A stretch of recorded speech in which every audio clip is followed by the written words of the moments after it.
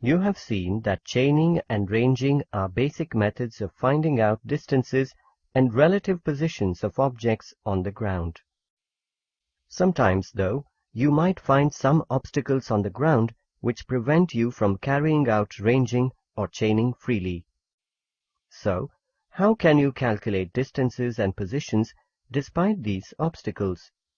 Let's find out the answer in this module, Obstacles in Chaining. Welcome.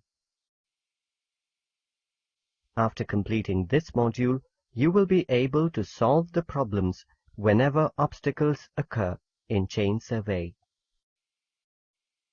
Let's say you have to measure the horizontal distance between points A and B which are separated by this hill.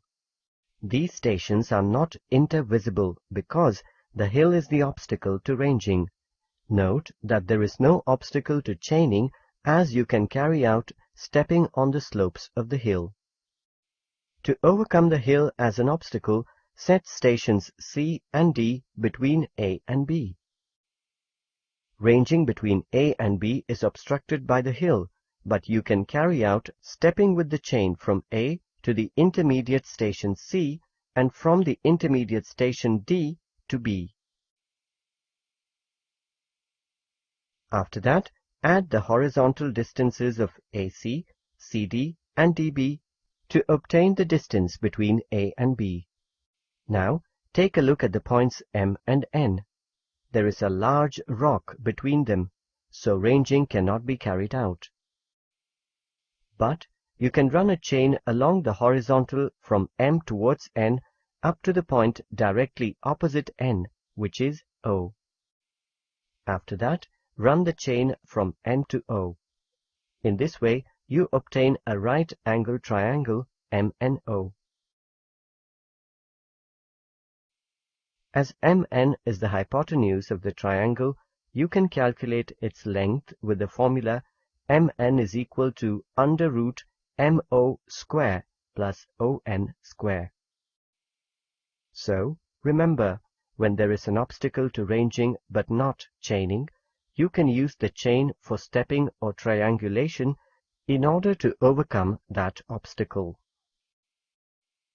Now let's say you have to find the distance between 2 points A and B which are separated by a river.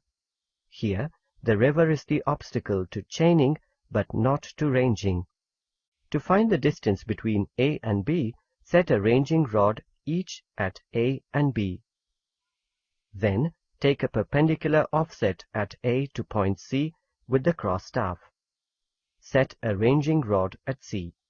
Then, with cross staff kept at A, extend AB up to D. Set a ranging rod at D. Then, set the cross staff at C and sight the ranging rod at B through the staff. Keeping the cross staff at C, take a perpendicular offset to BC up to E such that the ranging rod at E is on the line AD. In this way, you obtain two similar triangles, ABC and ACE. As the ratio between the sides of similar triangles is equal, we can say that AB by AC is equal to AC by AE. Therefore, we can say that AB, the distance between 2 points separated by a river, is equal to AC square by AE. So, remember, to overcome obstacles in chaining but not ranging between 2 points, first obtain two similar triangles. After that, calculate the distance between the 2 points by equating the ratio between corresponding sides of the similar triangles. Now let's say you have to find out the distance between 2 points A and B with a building between those points. Here, the building is the obstacle to both ranging and chaining. Note that the building is an upright structure, so it is impossible to set intermediate survey stations or run a chain along its surface.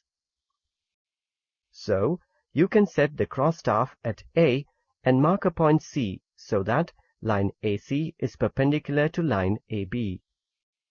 After that, set the cross staff at C and mark a point D so that line CD is perpendicular to line AC. Note that you should mark D at a place beyond both the obstacle and point B. Set the cross staff at point B and mark a point E on line CD so that line BE is perpendicular to line CD. Now you can see that AB is equal to CE. So, to know the distance between A and B, just measure the distance between C and E. So, remember, to overcome an obstacle to both chaining and ranging on a line, run two perpendicular lines of equal length, one before and one after the obstacle. After that, join those points and measure the length of the joining line. In this module, you have learnt how to solve the problems whenever obstacles occur in chain survey. To overcome obstacles to ranging but not chaining, you can use the chain for stepping or triangulation. To overcome obstacles to chaining but not ranging, first obtain two similar triangles. After that, calculate the distance by equating the ratio between the corresponding sides of the similar triangles. To overcome an obstacle to both chaining and ranging, mark points to get perpendicular lines before and after the obstacle. After that, join those points and measure the length of the joining line.